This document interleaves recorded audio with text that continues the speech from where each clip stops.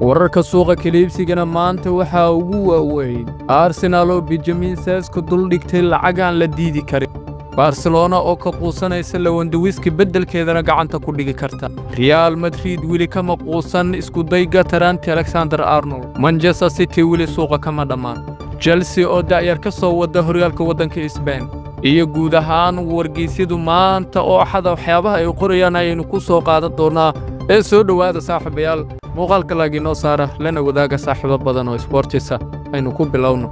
nadiga kubadda cagta Arsenal ayaa la warinayaa in ay gacanta ku dhigi karto ugu dambeyntii Benjamin Sesko 70 milyan ay ugu dhaqaaqaysaa laacibka xulka qaranka Slovenia islamada Barcelona ayaa qayb ka kooxaha xiiseynaya xiddigan kooxda RB Leipzig oo ciyaara sida Mirror ay leedahay Real Betis ayaa islamada qaab amaah ku heshiisay Brazil iyo Manchester United wariyaankooda Anthony sida diyaaro oo maanta qorayo Real Madrid ayaa mar kale isku dayaysa in Liverpool ay ka hesho Ingiriis difaacooda Trent Alexander-Arnold oo 60 jira inta lagu guda jiro bishan sida dasan ay leedahay qadka dhexe hore ee kooxda Tottenham iyo Ingiriiska Dele Alli oo 20 jir ah ayaa u saxeexay kooxda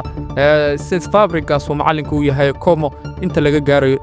2026 sida Fabrizio Romano uu leeyahay Zlatan Ibrahimovic ayaa xaqiijiyay in meel xasaasi ah uu marayo wada hadalka u dhaxeeya iyaga iyo Kyle Walker oo 30 jir laakiin Juventus ayaa qayb ka ah kooxaha xiiseynaya kadib markii Manchester City ay soo dalbatay Andre Cambiaso oo la warinayo heshiiskiisa in isna wada hadal uu meel xamarayo Portugal difaacooda Nuno Mendes oo 20 jir ayaa la xiriirinaya Manchester United Paris Saint-Germain ayaana xiddigan heshiis cusub ka saxiixday Wolves xiddigooda Ryan Talnuri oo 30 jir ay ku beddelan karaan laacibkan si walba ahaato ee kooxda Red Devils lagu naanayso ayaa difaaca Tarel Malashi la yiraahdo 30 jir oo ogolaanaysa inuu kooxdan ka tago January West Ham United iyo Bournemouth ayaa kamid ah kooxaha xiiso muujinaya Brighton wariyaankooda Evan Ferguson oo 20 jir kaas oo qaab amaah lagu heli karo sida Express uu leeyahay